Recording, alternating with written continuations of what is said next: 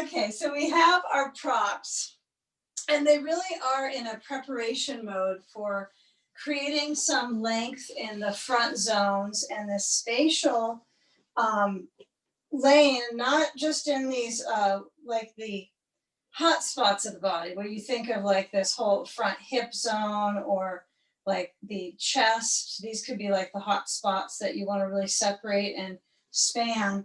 But also these lower levers right below the knees, the muscle pattern at the below the elbow. So when you sit on a flat block in front of your bolster, you're going to work your bone structure so that when you do lean back, I want you to have the arms kind of pumped with a little bit of kind of circulation juice, right? So instead of like just drop back and be passive, which is okay, get a little feeling of the arms awake. So some of you like the legs buckled up before you get your tailbone too disturbed by this little Lego piece under it. Let's get into this. Those of you that want to buckle up, you're going to take the belt around the top of the thighs. And I would say go to the thicker part of the thighs. It doesn't have to be right at the greater trochanter, like all the way up. But you want to find that the belt is supporting you and your feet are, about hips distance apart when you align that. That's important to notice as well. So I've got my sand nearby, and as I lower down, I'm going to try to kind of get some heat into my arms with the elbows moving back, especially when you get down to your elbows and the ribs tend to pooch forwards. Your toes might turn in.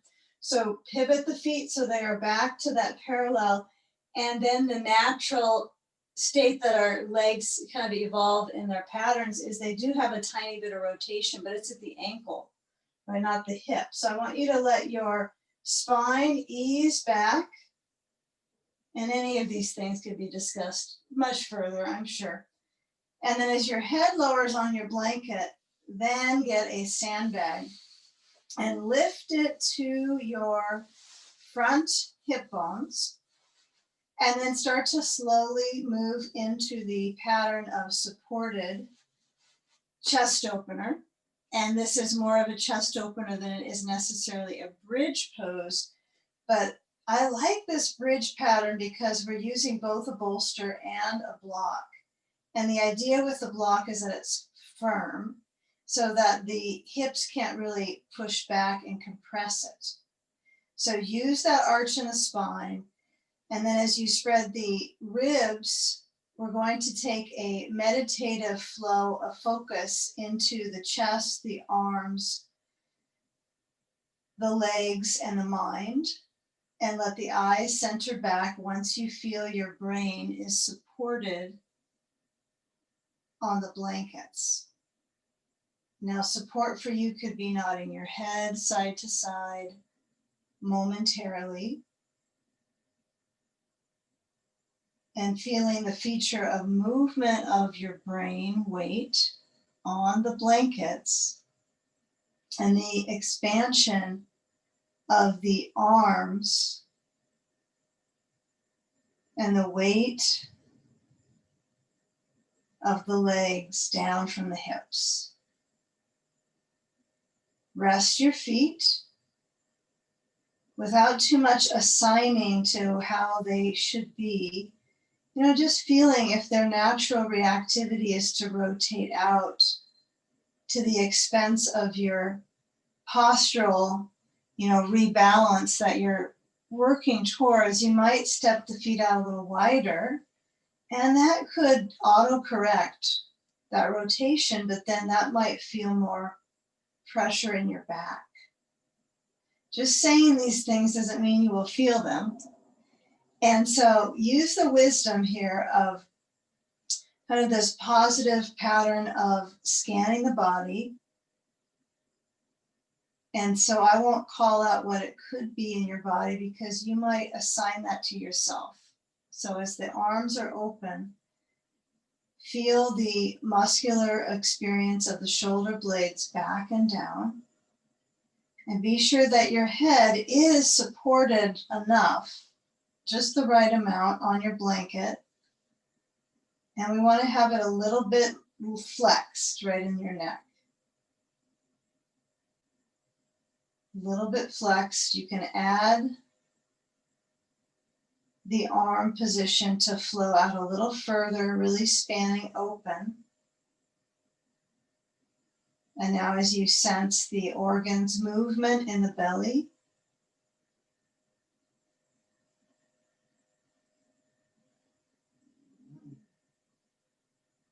now if you feel a lot of back issue of tenderness, you can address that by bending your knees at any time. And that bend doesn't have to be the knees are up. It can actually also be the knees are out with the feet together. So noticing if this is a shape you can remain in for a few more landing moments in your practice. And if you would like to choose a knee bender, right, you can start to move the feet up towards you. And then what I would recommend is to move your sand to ribs, unbuckle, knees apart, feet together, into cobbler's pose. And notice if that feels kind of friendly in your back. Yeah, the knees aren't in a twist, but we do want to notice some of these foot positions when the knees are motioning out.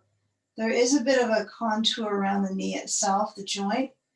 Some poses twist around the knee more than others, so be a little cautious on how your thigh muscles position themselves outward. So we want to work on the larger muscle piece on the inner thigh to let that area take time to open up. And then as that opens up, it kind of divvies some of its flow into the knee. Okay, so a few more moments. If you've chosen to keep the knees towards each other, you can take the belt off, move the sand up, and then walk your feet a little wider on your mat and let the knees relax together in teepee pose. This is a good one.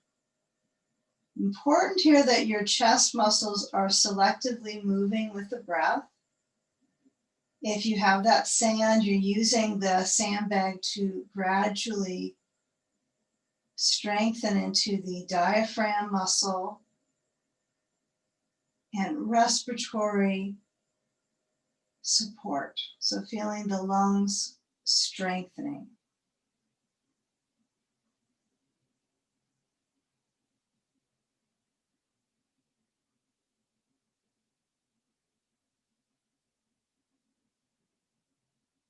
Now, after going through the chest, the arms, the legs, then we focus into the mind, which is a little humorous because of the word focus, right? And it is what the mind can do. So can your focus be on the experience of breathing sensation, which inevitably requires the mind to instill a little bit of calm.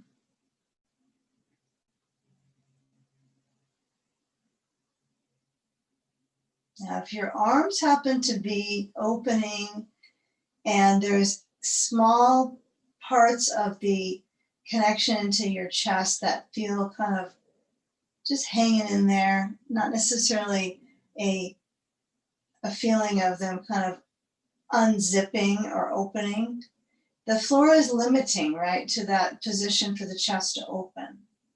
So I want you to bring the left arm across the chest, and if you've got sand that's in your way, you can always push it off. But bring the right hand up to that left elbow and gradually stretch that left upper arm. We'll focus on the head being back on the blanket. If your blanket height seems too high, you can always decrease the height by 1.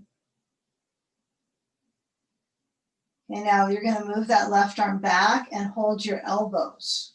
Okay, so I find that the sandbag is a little bit distracting for me to do that sequencing, so I'll move it away, but you could keep it on.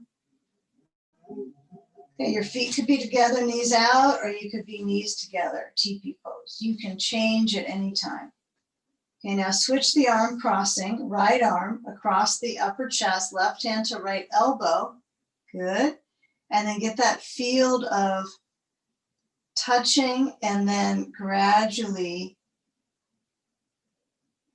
pulling that arm over to the left. Now, can you create that direction in the arm? And then slide your left hand right onto the right elbow. It's really holding the elbow.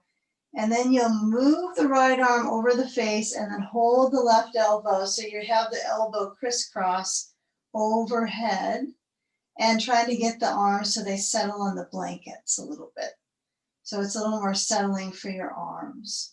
And be clear that your hands can actually be instructive here at supporting that angle for the upper arm flesh. Now, if the knees can move back to point straight up, that would be great here. And we're going to free up any sand off our core and then come back to hold the elbows if you have to remove something.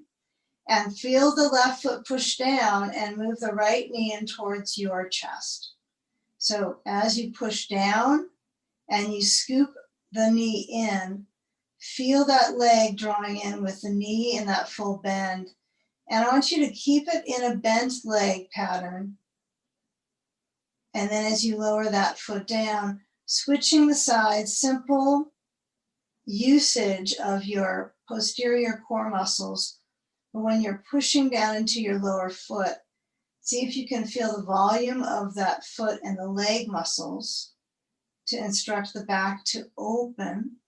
Good. And last one, as you lower down that foot, we're going to stretch the arms open and then take the block away. Now, place the block so it's between the knees, or if you happen to have a ball nearby, you can use the ball between the knees. And then when we start to move up, there is a little bit of a challenge. We're coming up the way that we came into the shape. So I want you to let your body slide, because there's no block there, down in front of your bolster, back of the pelvis, back of the ribs are touching your bolster, hands on the legs, and then feel if you look up towards the ceiling, noticing what neck parts grip up. And can you move your hands down the sides of the legs so the elbows are bending and the shoulders are moving down? It's a little bit of a major assignment to get that to organize. And then as you come forward, you can use your elbows on your bolster. I'm going to. And then bring myself up and hold on to the knees and then scoot your feet forward. You might replace the block with a ball if you have one right now. If not, use the block. And then I want you to squeeze into it. That's the key. And that's nice to promote that inner leg circulation, right, for the pelvic floor. So you want to squeeze in as you reach your arms forwards and then come up so you're on the sitting bones. Okay, and then as you find the arms reaching forward, we're just here. We're not going to be making any quick changes. Squeeze the object between the knees. Feel. All right, and then as you lean back, you're going to move the block or ball and then take your belt that you might be sitting on and hook it under your feet and then move your legs up. Does it feel any different in your back muscles than the last pose? Use the lift to stretch your back. So the back probably has been arching. So this is just a counter pose to your back, but it's also a core strength. So it's multiple opportunities. Instead of buckling behind your back, see if you can recruit your upper back to hold on with the arms. And you can bring your hands as close to your feet as you are capable. However, be on alert, right? What is starting to take over the pose? Flexibility or the core blend with the arms. So we want to have a multiple sources of support, right? Arms, core, legs. Okay, so feel the core of the legs drawing in together. Now they are united. They were just separated for a while. They were so close, but not together. And then as you feel the tailbone magic supporting you, as you bend through your knees, I want you to get a feel for this sitting on your bolster for a second. So push down into your bolster. Take a padded seat. Okay, so feel the belt placement at the middle of your foot, of your feet. And then as you start to pull on the levers right now, which right now is the belt is the connection to your leg levers, you're going to lean forwards and you're going to move your hands as close to your feet as you can. Let's say you're a foot holder, like you can do that pattern. I want you to try to stay with the belt so that you can recruit your back muscles, okay? So what we're going to do is take the belt together, okay, with the left hand holding, and you're going to bring the right arm open. You want to keep your feet pushing forwards. That's really a little bit tricky. Turn to the right, right arm open, ribs, obliques. Reach the arm straight back. Okay, and then come back forward. Now you could do this kind of pattern, reaching back, have your belt around your hip, right? And that kind of thing, but we'll do that in another exploration. So hand to the belt and switch sides. So one question I have on this is, should I be tilting forward and getting this forward bend at the same time? I want you to turn and sit upright so you have that inner lift. So the focus is not full forward bend and then twist. Not like a revolving triangle kind of pose. So you're seated upright, Paschimottanasana twist.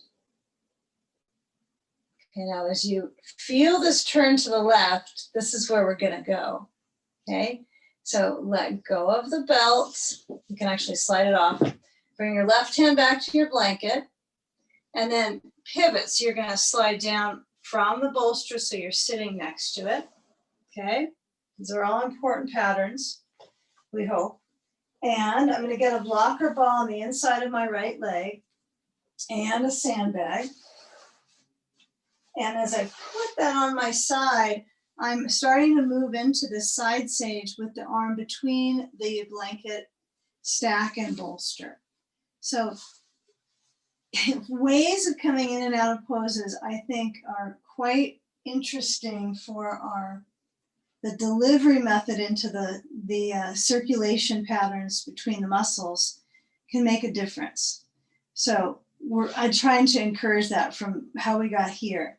So where you feel the weight into your left side, if it's too minimal for you, some people don't like this arm crossed under, and it cuts off some of that excitement in the stretch of the chest and in the spine, the back connection.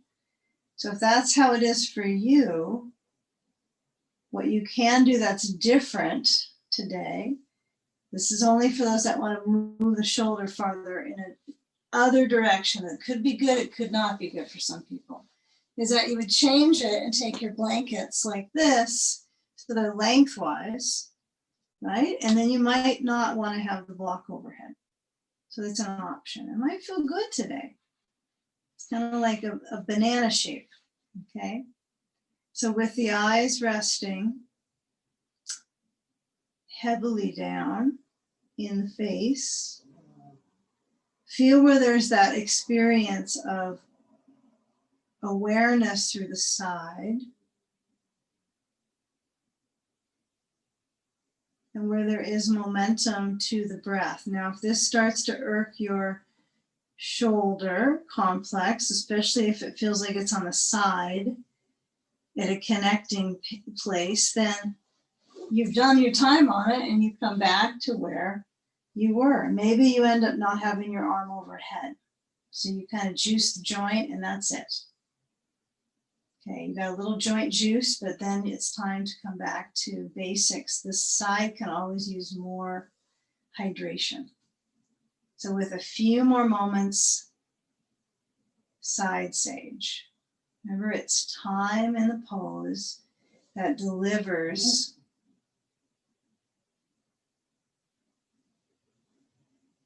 gradually releasing.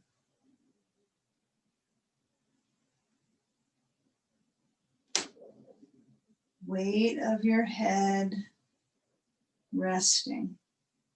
Arms overhead or arms by your side or directly next to the left arm.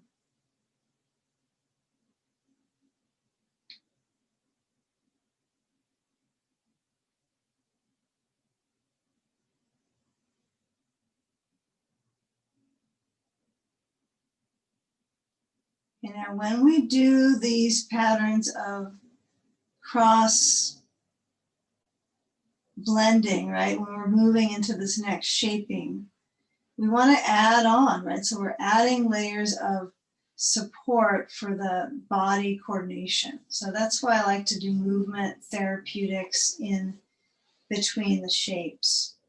So you do the best you can. It's nice to be in your home space. I mean, there's a connectivity, but so that way you can explore, whether you're exploring between projects or not, who knows? But think of this as a project enough, right? Yourself. So savor the time. Now, when I'm on this side beam, I'm going to move the sandbag. That's not going to be helpful. And when I turn, I know we're all a little different with using our wrists, so I'm clearly aware of that. Is that when you turn, let's say you got your blankets lengthwise back, I want you to pivot those blankets so they're horizontal. And we're going to place our body to table pose. If you need a blanket under your knees, this is a good time to add that. But I want you to place your bolster on one or two blankets. If you're using one under your knees and you're going to switch it around for a second.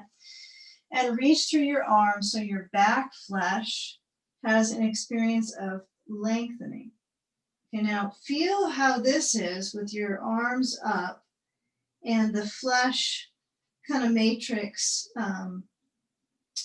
It hydrates here. This is a really good hydrating back position. Not the same as cat-cow, because that's, getting the motion, the fluidity between the vertebral channels, right?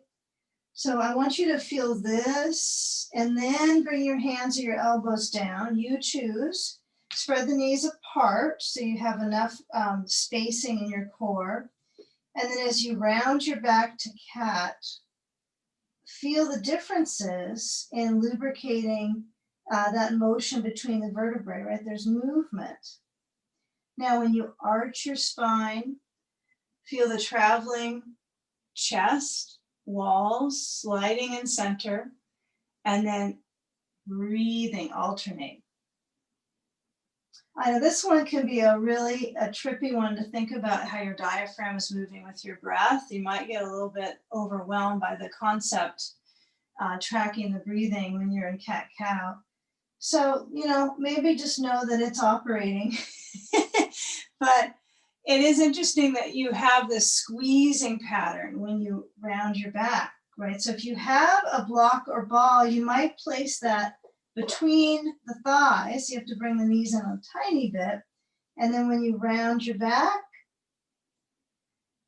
you're going to squeeze in. And then when you arch the back, there's no squeezing powers.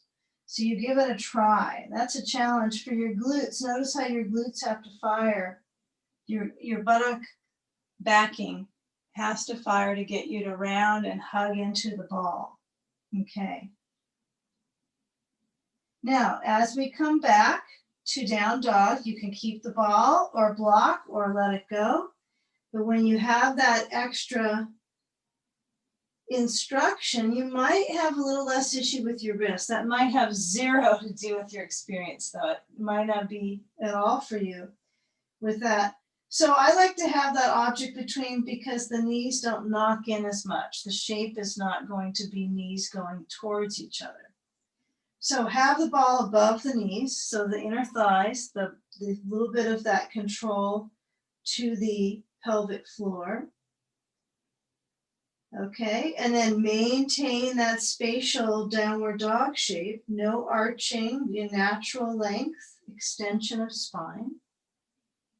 Walk the feet a little bit towards you as much as you can with something between the leg holding it, and then bring your hands back to your feet. If your ball pops out or you're blocked, so what, right? It could happen, but we're going to try to keep it. You can put it back in so it stays just like you like it. If it's above the knees, it's a little tricky to.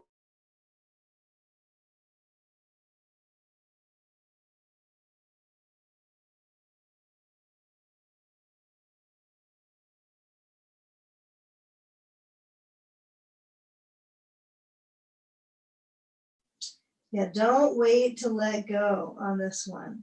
If you need to remove the object, just let it go if it's distracting your body from completely surrendering the weight of the brain. But at last, you can surrender the weight of your head and stretch your back.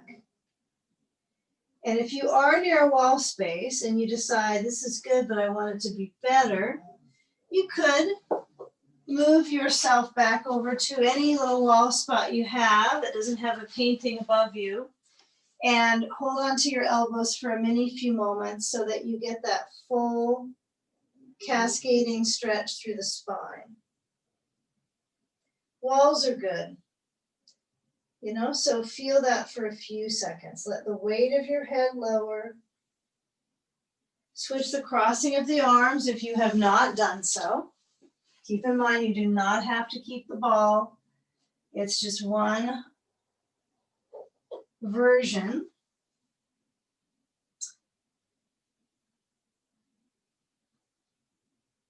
So with that time and directional flow through the back, let the bottoms of the feet kind of widen open, relax through your footing.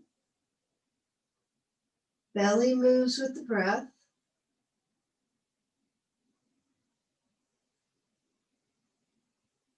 Yeah, catch these tiny movements with your head lifting. Or maybe look at the screen or the time or something in your room, but feel if you can let the weight of the head go.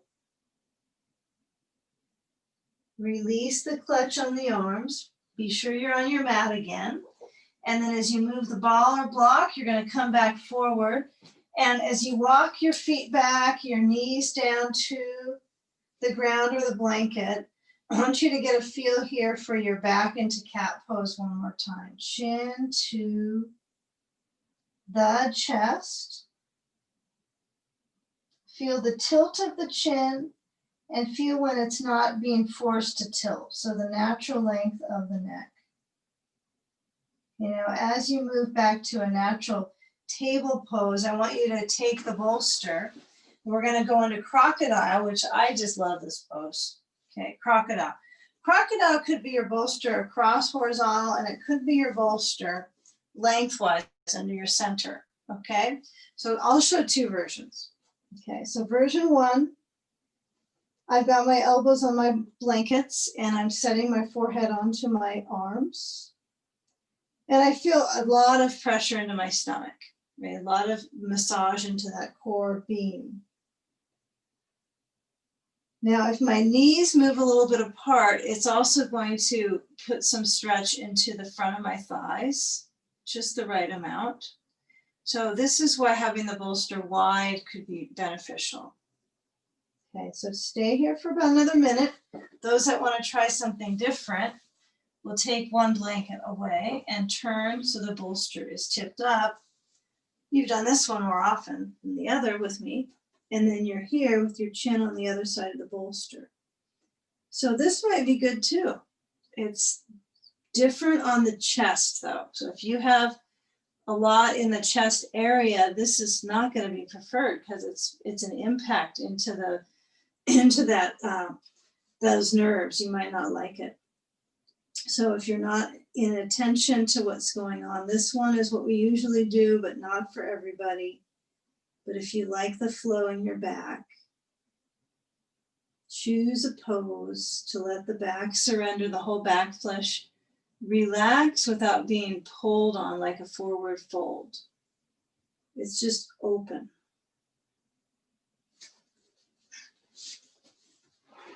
So with that repetition of in and out breath, filter the air in through the nose. If you feel kind of squished down into your nose, okay, your forehead, relax your forehead into the arms.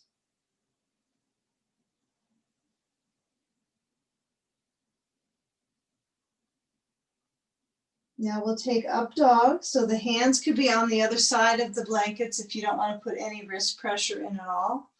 So this would be a little more of a cobra pose for you, okay? So this is an option. My arms are supported by the blankets. It's kind of nice, okay? So you can try this, but notice the ambitious nature of, being in a practice. I better do a little bit more. But maybe this is a really good postural assessment for you and your spine strength, okay?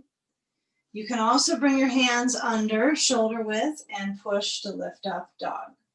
That might work better. Give it a few moments, find your lift without your eyes looking and looking, maybe close the eyes and feel the patterns of developing arch through the spinal column.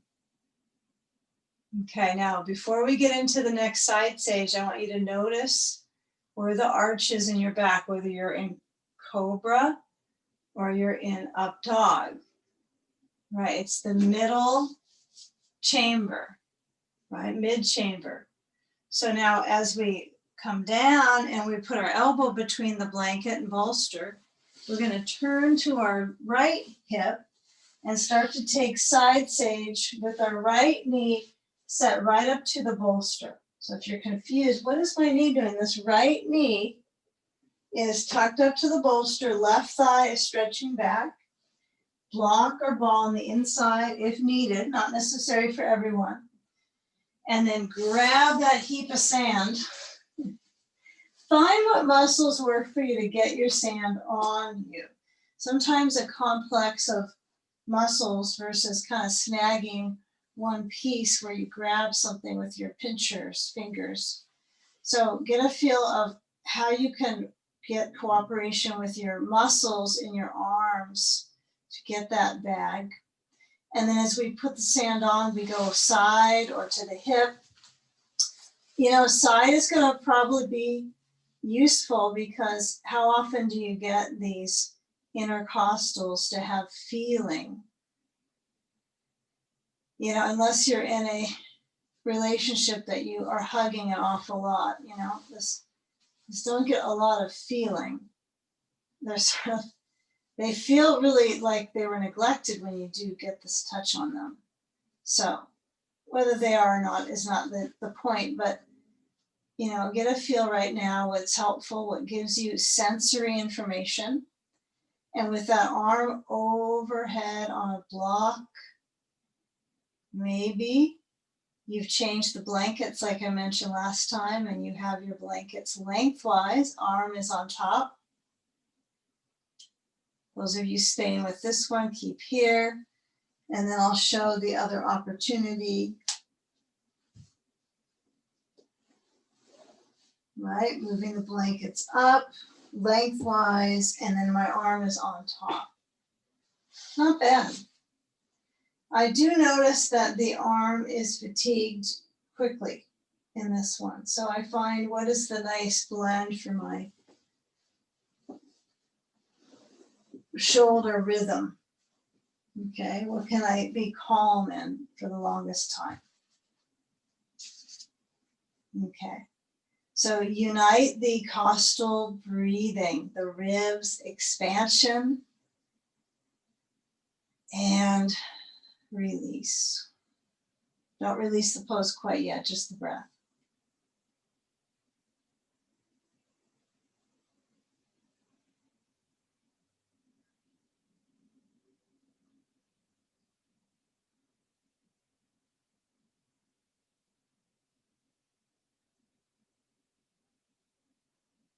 Now study this left side awareness when the leg is able to kind of reach the left thigh. It's able to move itself a little bit back.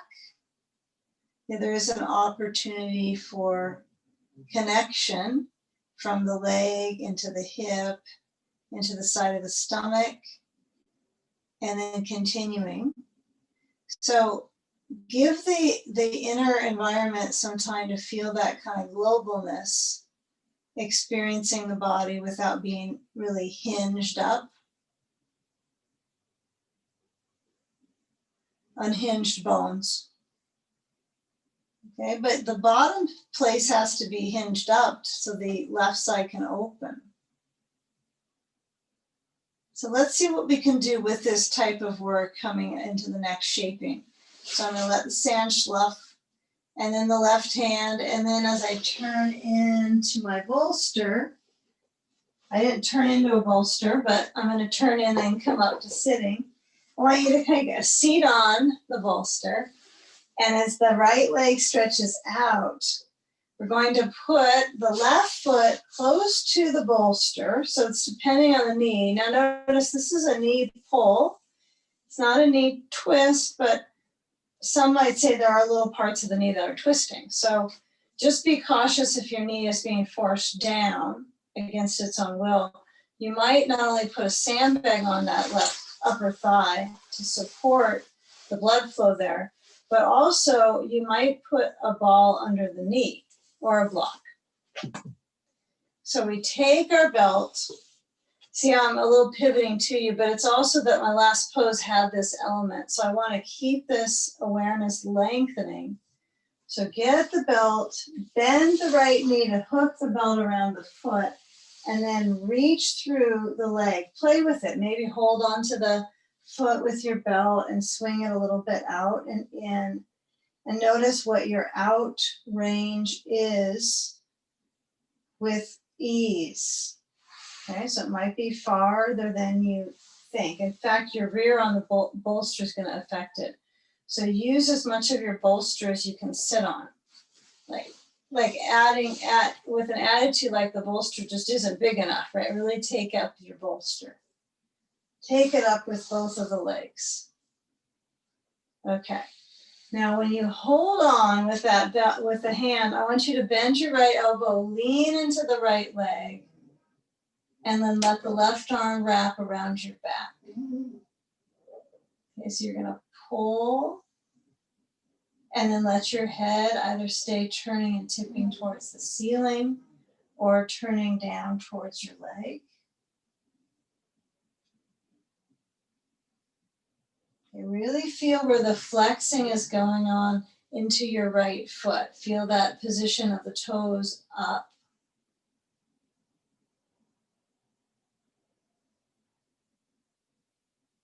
Now, can you keep that foot fascia to lift? And then when you keep that waistline lengthening, you're going to come up to sitting what you think of as tall, but hold on to the belt with the right hand. Feel how this little thread of holding can help prop up your spine. And then we'll bring our belt around to our right hip. So if you've got a long belt, you can always buckle it up and make a little bit of a loop, put it under your foot so you feel like your belt is limitless length.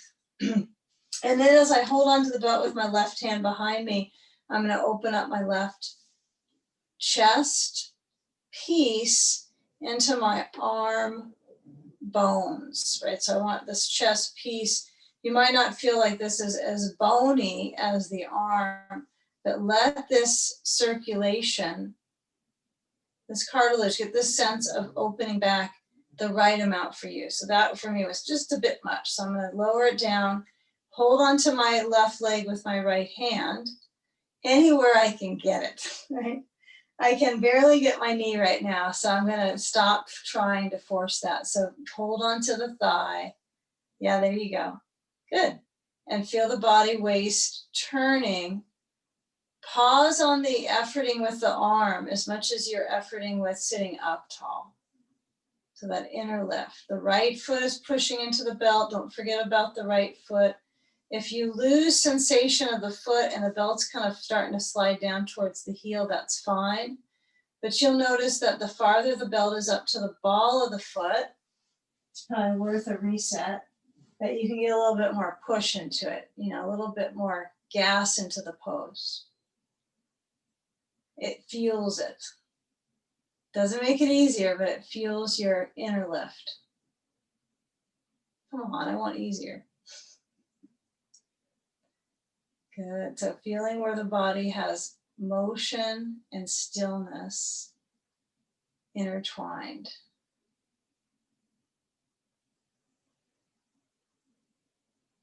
Now let go of the belt, but keep the turn with that right hand on the left leg. So I let go of my belt, my hand is on my blankets. So I'm not requiring my shoulder to be so intensely involved with holding something. And just kind of notice that drizzle in the shoulder, like does it feel a little bit less activated, but still it's a little bit on. Okay, and there's a reasoning here. So when we let go of the left leg with the hand, we're just going to turn, and I want you to move anything that's under the left knee away. And then we're going to come into a full turn for the spine and the hip. So my left leg has sand at the very top. I'm going to take the belt off my right foot and then cross my right leg over to the other side of the left knee and start to come into this arm twist as well. So here's the options. Your first option is your knee is in this pattern, right? So the left knee is bent, foot towards the bolster, right foot crossed, hook the left elbow, twist. Okay. Second option, completely good one, is the left leg is straight. Okay.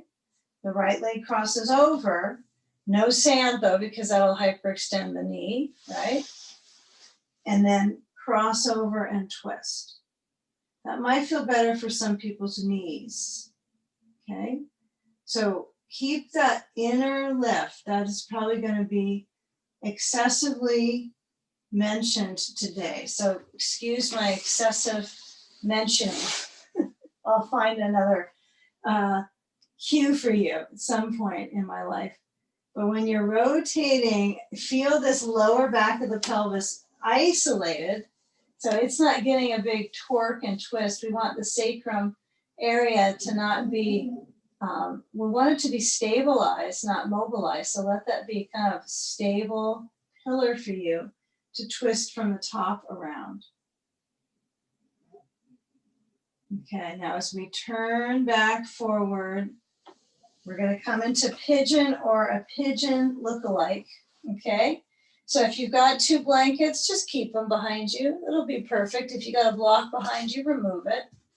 And then move the sand aside and take the right leg back. So that left knee is turning open, but it's a forward bend, right? It's not a back bend pigeon.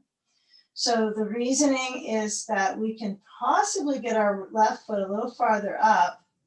So it's across from the left knee and then lower down on our elbows or walk your hands to the top right corner.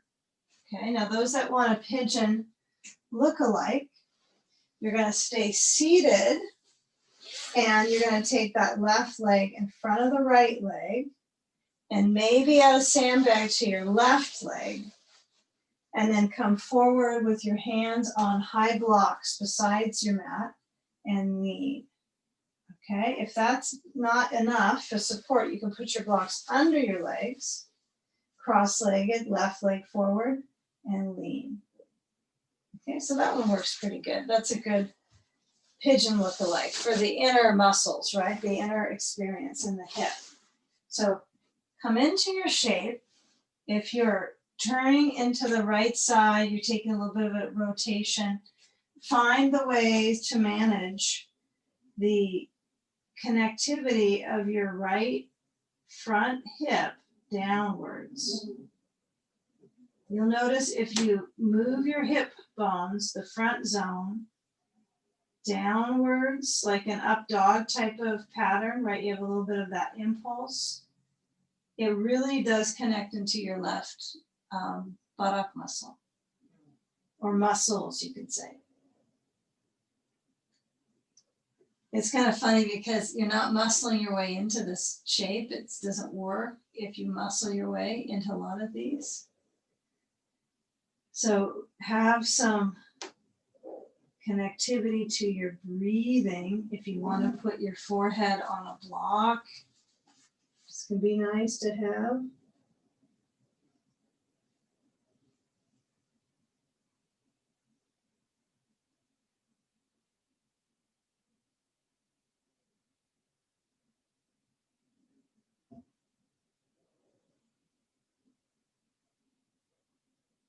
Now feel the tilt of the pelvis like you do in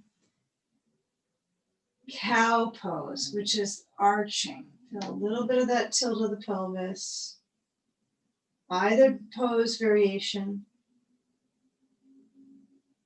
Okay, now as we move back with our hips, hands pressing, walk back to your legs, and then where your pattern is, which variation, you're going to come around to your left buttock, and then switch sides with this kind of medley of curiosity, rather than, oh, comparison, must do same way. So feel how you flow onto your bolster, and then kick out that left leg. So I'm going to push out to my left foot.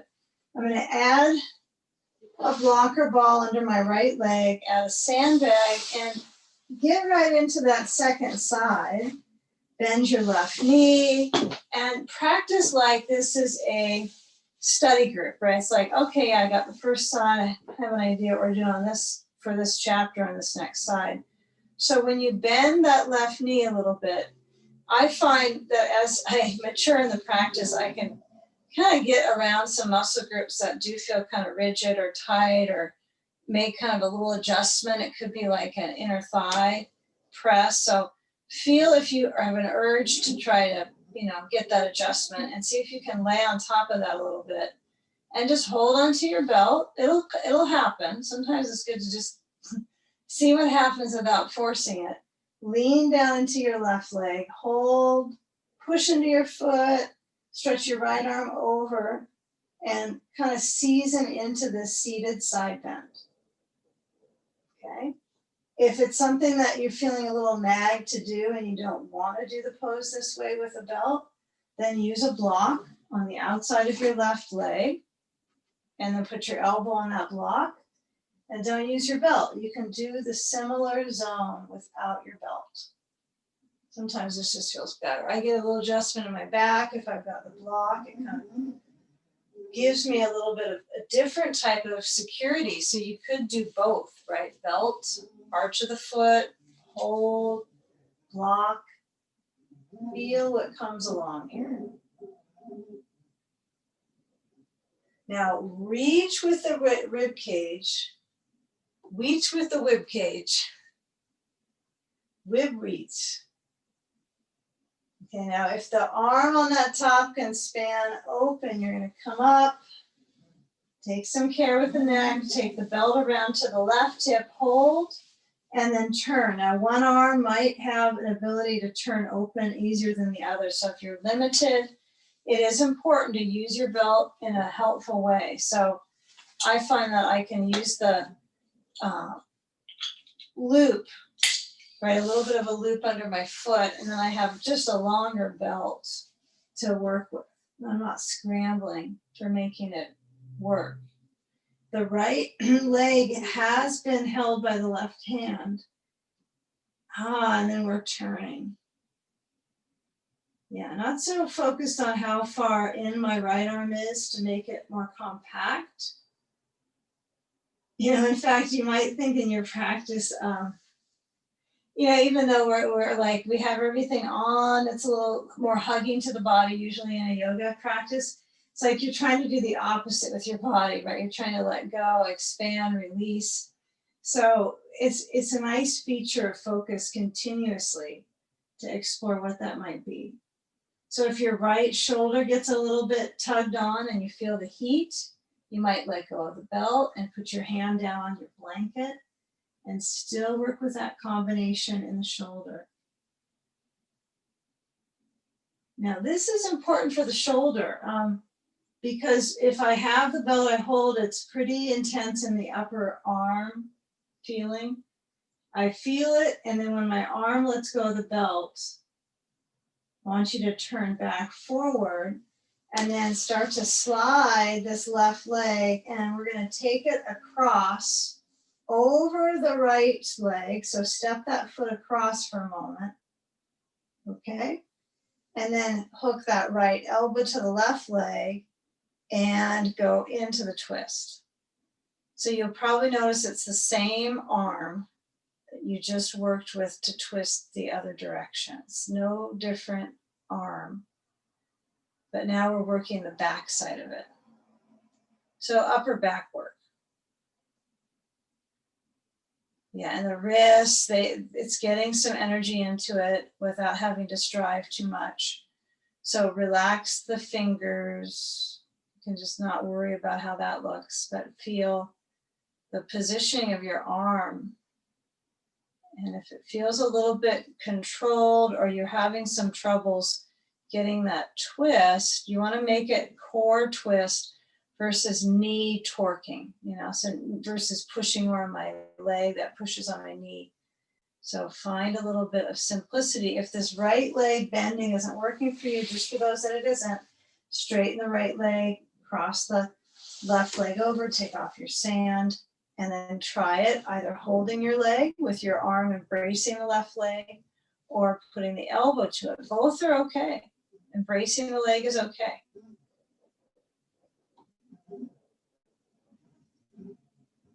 With the ribs kind of moving wide with the breath. Windy ribs. If you're in a windy sounding external environment around you.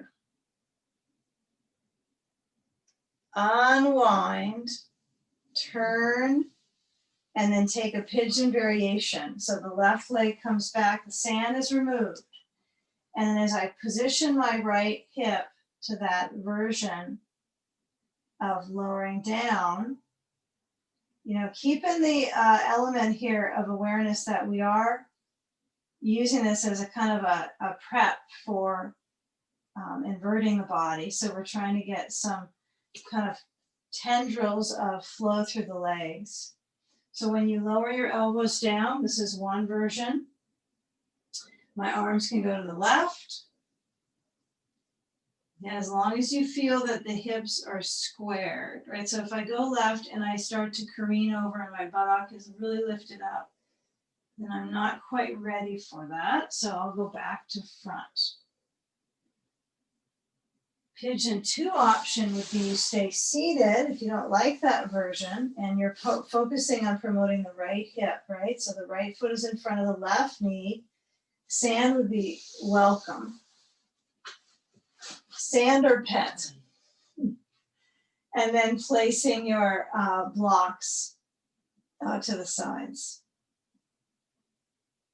So get that feel of circulation through the adductors, the groins, right? Which is where we move to in our inversion. That's the flushing of the legs. Flushing of the lymph in the groins. So we're kind of waking that zone up right now.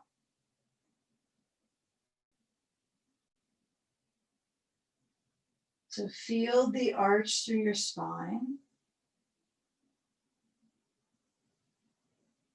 And then take a few cat-cow motions, whether you're sitting on the bolster or your forward fold. This is a forward fold, but it's kind of different, right, than a forward fold standing, that type of experience, or seated fold. But notice where it does approach, rounding, head forward, nape of the neck, and then gradually arching. Especially if you tend to do these poses with your hands down and your wrists pressing, use it so the elbows are down. Use your upper back muscles.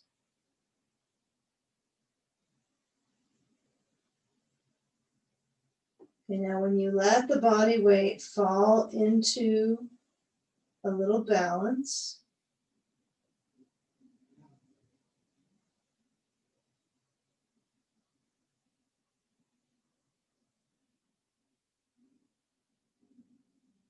We're going to move our body into an inverted pattern. So if your knee is pointing open, I want you to start to let the weight roll to your right glute and hands walk in.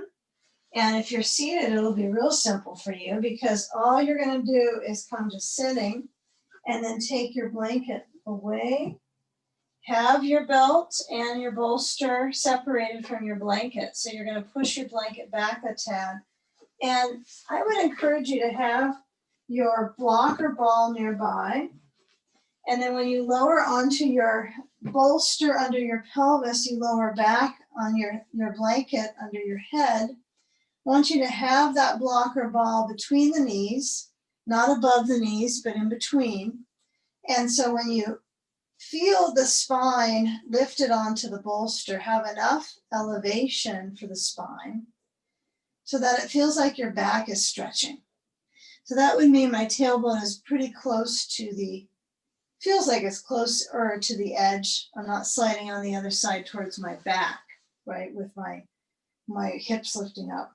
Okay, so arms open, knees to the right.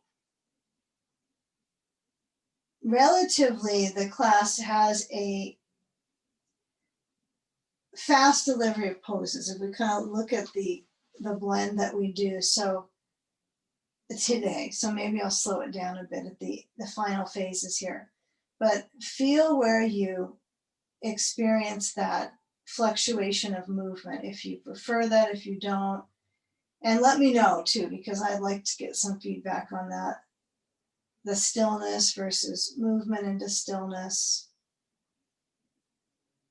If you can let the mind center on the movement, you might benefit from this hydrating experience, right? Movement is hydrating. Sometimes the still poses can get kind of stuffy, or there's questions about why do I feel more tension in the pose, that kind of thing. Oh, an evolving practice for sure. Now I've got my head on a blanket. That's up to you. If you decide no blanket or make it lower, depending on your neck response and your spine stretch. So I want you to bring the knees over to whatever side they're going right now. They could go right or left. But feel when you go to that side, the legs are holding onto the blocker ball and they're moving directly over in line with the hips. Spread the left arm open. Breathe. Now knees go center. Feel how the front of your thighs work to get there.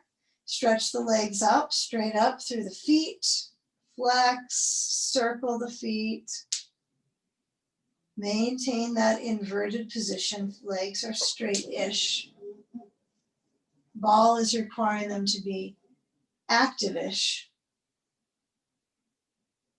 And then as you bend your knees, bring the knees to the other side that you did not just cross over to. And feel what it's like if you squeeze into the ball or you just let that ball be a spacer for your back muscles. It's clearly a mild activator for your pelvic floor. It's kind of nice to do this for your pelvic floor, just getting upside down, activating the groins, hanging with it. And then when the knees draw back, or reversing how you hang with it, bring the knees back in center. And then when I have my knees pointing up, I want you to keep it, avoid bringing the knees to the chest. So I'm just saying that makes you probably do that, but keep the knees pointing up and then remove the ball or block and get a feel here when the left leg lengthens down. Okay. Put a sandbag on the top of the left thigh. There's not going to be any requirement for a belt here, taking that idea out of the programming here. But it's this quad motion, okay? So I want you to hold the back of the right leg and push that leg into your hands. Right? So I'm pushing my right leg into my hands forward, away. You might have to scoot your shoulders back. Okay, you still have the knee bending, right? You're not trying to straighten the right leg. You're having resistance gaming going on here. Resistance gaming. It's a new relationship dynamic. My left foot is not very formally up. I'm trying to just let it be a little bit. Okay, now draw that right knee in a little further and notice your left leg might kind of splay out, but really get that sand to be on there. Make sure that it's lower towards the knee. If it falls off, oh, so be it. Could be a little crossed. Get this flesh to lengthen. And then let the right leg lower down besides it.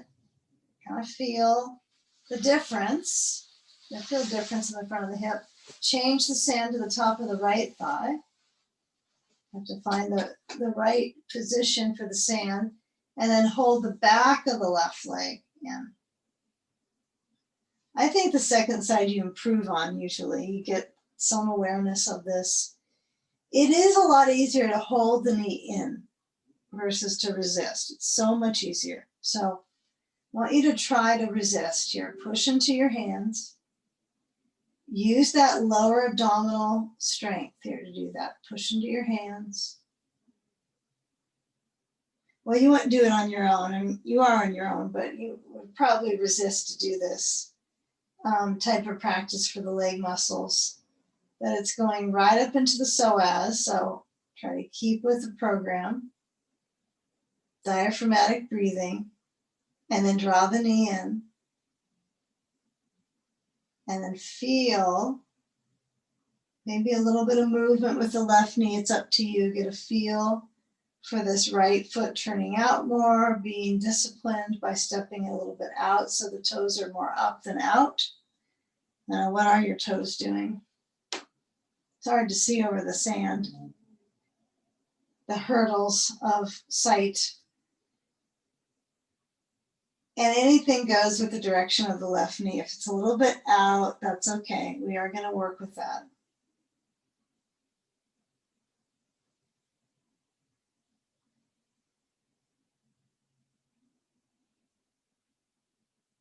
Okay, now we're going to work a little bit with the monorail system here of the quad into the knee. So when you take the sand away, this time we won't compare it.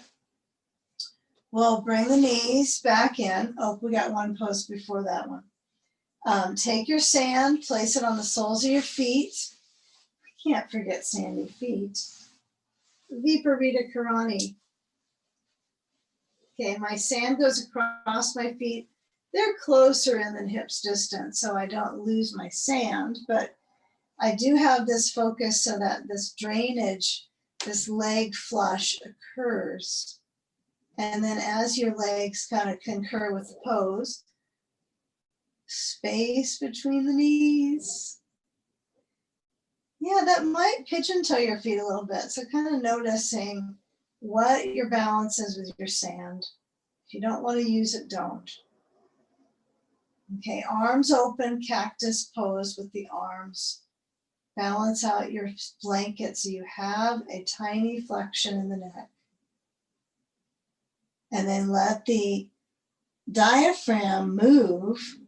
Well, it's going to move anyway, whatever your plans are, whatever your plans are with that. But you will get a feeling of the abdominal muscles, right? Being the abdominal organs, right, are pushing down into the diaphragm. So the diaphragm has to lift them on the inhale. Works a little harder on the exhale. The exhalation lengthens. Massaging the abdominal organs. So feeling as you reverse gravity's downward pull on your organs.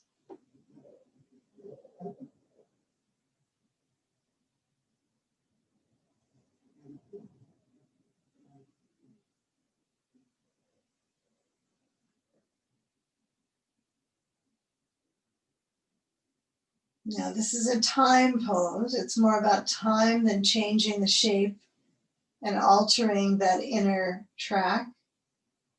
So when you feel your feet flexing, and maybe those of you that get a stretch in this for your legs or your calves can manifest that reality by positioning the sand in the right place on your feet. You don't want it too far into the toes for stretching the calves because it could fall. So just be wary of changing it too much. You can change your inner scan in your calves.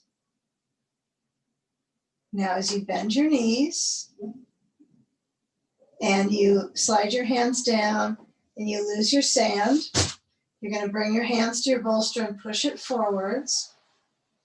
Okay. Now the back of the legs have been kind of flush. So when I put my feet on my bolster, you can choose your bridge pose here, where when you lift up, I want you to let your feet be not so controlled here. Now, the knees is a different issue, right? I don't want my knees to splay out. But I'm not so worried about getting my feet exactly in line. We don't tie up the feet in this pose. It never occurs to any instructional manual. Okay, so when I lift up my hips, I do want you to get a belt though, and hold the belt with your hands underneath, so the hands are on the floor holding my belt. And I'm gonna roll my shoulders down and in, and then sit back down on maybe my belt. So my belt's kind of, I can feel it underneath my tush. So this way your back gets a little relief. So feel your feet, notice your knees. If this is too much pressure on your knees, the bolster should make it easier, but some people want the bolster farther away for the knees. Now I hold my belt, it's at least besides my rear. So it feels like if I didn't have my belt, I'd be holding my buttocks. So it's one or the other, but hold your belt.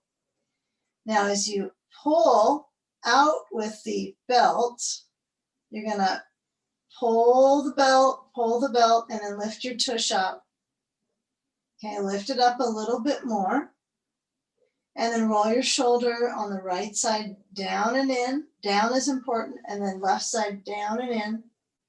And then plant your back, upper back into the floor. Now feel here all the way up into your neck. Does this feel right with your head on your blanket?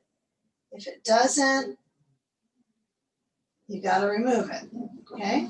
It's all temporary. It is the final phase of the set here, so make it good. Now, when you hold on, I'm going to go without it, so I have a little bit more of a shoulder stand going on. If you don't like that, that idea of taking away your blanket, just don't. It's okay. You don't have to change anything. So shoulders are back, and as they are motioning to stretch down, I want you to hold the belt. This is important. And you're going to lift up the hands off the floor. So you're holding the belt, you're pulling it. It has no ability to go farther out. It's not a Dynaband, it's not elastic. So strengthen your upper back, okay? Now bend your elbows, let go of the belt, bring your hands up to robot arms, lift your hips up as high as they're gonna go. Feel an ever so slight reaction in the legs so that the knees may feel like they're pointing out, but I want you to keep the elbows down, lift up the hips. Now you're gonna hold on to them if you can. So this is higher than a block would be, I'm sure of that. Keep the lift in the hips. And then as you're lifting up, breathe. Elbows press. Okay, see if you can lift the right leg up towards the ceiling.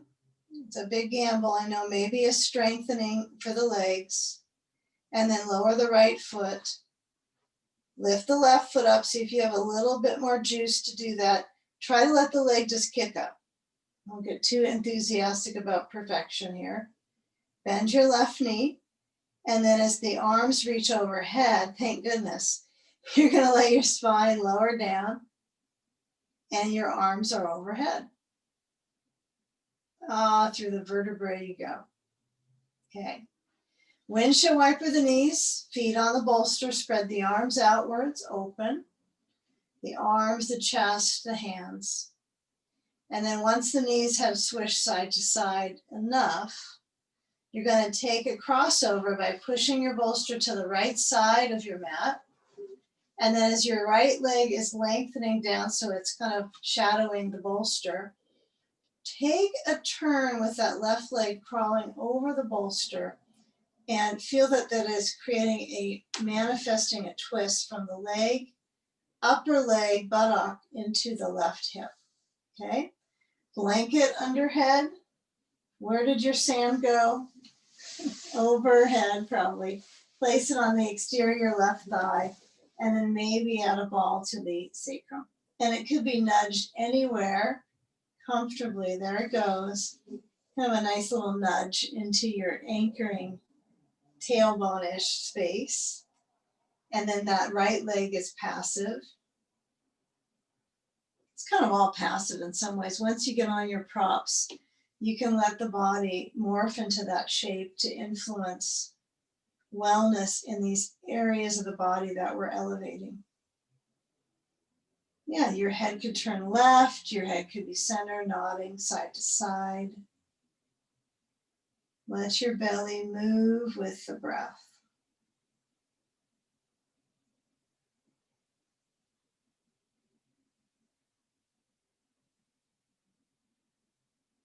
Now noticing where the enjoyment is in this shape, that it's on the floor, that's one. That it's loosening up in your midsection, which so needs to be kind of turned and rotated so that it feels like it can find its center and feel calm in that center. And then let the eyes rest back into the brain. Take a few more moments here.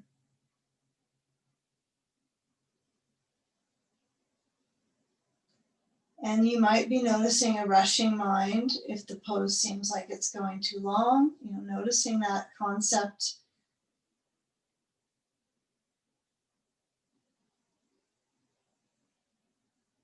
And as you move the ball aside, you're going to take the sand aside and then change the position slowly. So I'm going to take the sand off. And then when I bring my legs back center, I want you to bring the knees in, take the bolster, use their hands to get the little hook on the bolster and move it to the left side. Now hold the back of the legs, bring the legs straight up. And then as you feel the feet flexing, the heels pushing upwards, hands down besides the hips, move your feet forward from 90 degrees to 60. And inhale back up to 90, straight up. And then back forwards, core strength. Back up, straight up, push into your heels, try to get the heels to lift. And then back forward. Now a little bit of helium in the legs, so you're going to come back up. Helium heels. Bend the left knee, straighten that down, and then cross the right leg over to the bolster on the left side. Okay. You can add any interpretation that you want. You just have to unmute yourself. Okay. So we got some sand and a ball or a block for the sacrum. Probably not sand on the sacrum, but if your sandbag bursts open, it could. All right. And as that ball is set in, you're going to work your ribs to externally, right? Counter twist with the arm in the chest and roll your head to the right.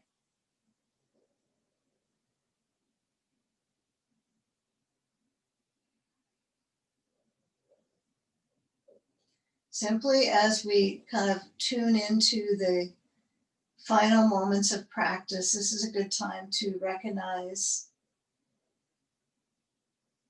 why you come to a practice, right? If there is an inner balance that seems to sift in, not just to the body, but the mind.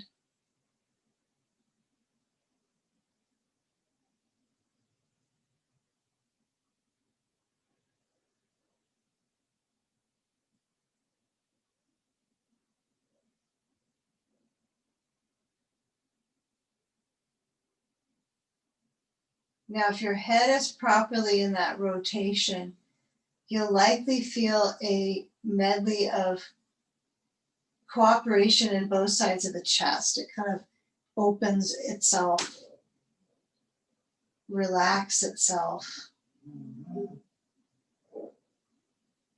Now with that leg crossover, you're going to gradually start to move the props and take a little bit of inventory of where in your bones, and actually above the bones, like the fascia, your connection to your tissues, actually, as much as it is connected tissue. What could be loosened up before, right here in the final moments? Maybe for you, it's going to be to have the legs kick up and shake around. Maybe a little spinal roll might be good. And if you come up and you get a feel here of your bolster in front of you, I want you to elevate that bolster so high up that when I put my blocks on their highest setting, see, I got them a little bit higher than maybe our norm has been. And then as I put my bolster bench with a blanket added, I want you to let the legs have a little separation and touch onto the top of the props and lean into it and put that energy of pressing down. Okay, pressing down into the legs as well. Manifest the flex of your feet. Okay, round your back and then hands beside your thighs and bring your legs so they position right up on top. And you've got to kind of find the legs on top of the alignment of your blocks so you don't tumble back or your props don't tumble. You likely won't go anywhere, but your props might. Okay, now when I lower down, you can have your blanket turned so it's under your spine. You can have it under your head. Okay, so I'm going to find it so it's kind of mid-heart, just below my heart, and then my head can be on the blanket that way. So you find that leg drain, heels float. Sand could be across or lengthwise on your core, so heart to belly or rib crossing. And then with that rib support, you might find that the comfort comes from the sand kind of dropping towards the belly atmosphere. And then you actually magnify the arch, which is pretty interesting. It's a little more of a back arching position, isn't it?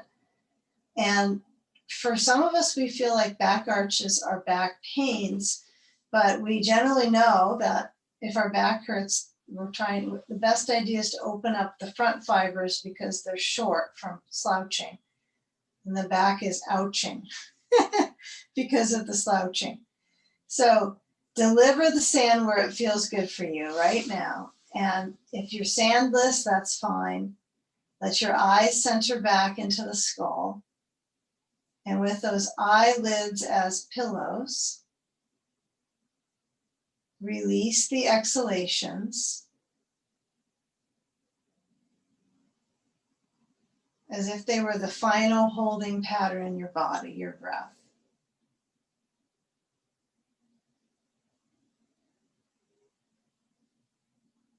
So you might have all the wisdom to learn how to surrender your holding patterns. You might be the knower, but feeling the possibilities of just being without effort.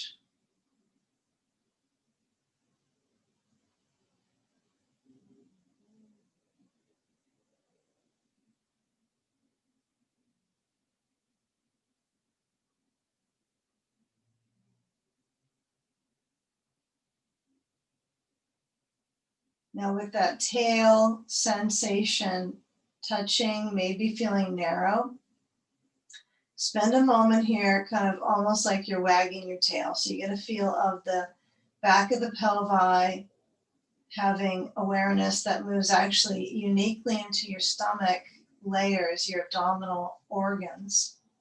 And then above that's the muscles, right? But there are muscles at the back, there's muscles in the front, There's organs in between. Now finally settling and inhaling for 4 counts and emptying for 5 to 6.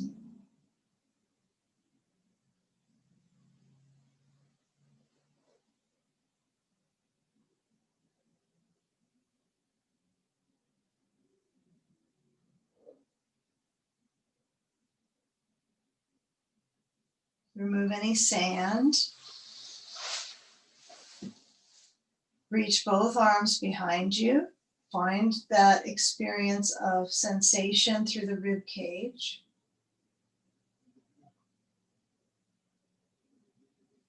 And then tap into the lift of the arms and then that sliding down of the arms beside you and what you require of your arms to help you to get yourself up. So spend the energy on one area you scan. Your legs will know how to go. They'll bend, they'll hinge into your chest.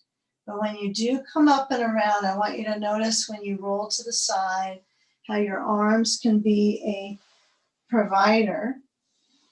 I mean, they do get things to provide you with nourishment, so they are huge. But when you come around to find a sitting position, can you let your arms dangle down from your shoulders and actually feel your shoulders roll themselves back? Your mind is probably telling your shoulders to roll, but feel if you can kind of squirm around without too much dictation from your brain, whether it's kind of oozing or rolling the shoulders.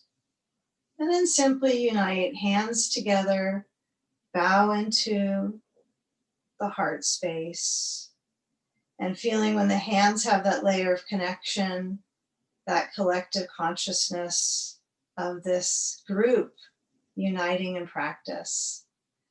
Let your eyes find that fullness and rest and unite together, breathing in and emptying out your lungs, bowing into your heart. In gratitude and hope, namaste. Thank you for being here. Don't run away so fast.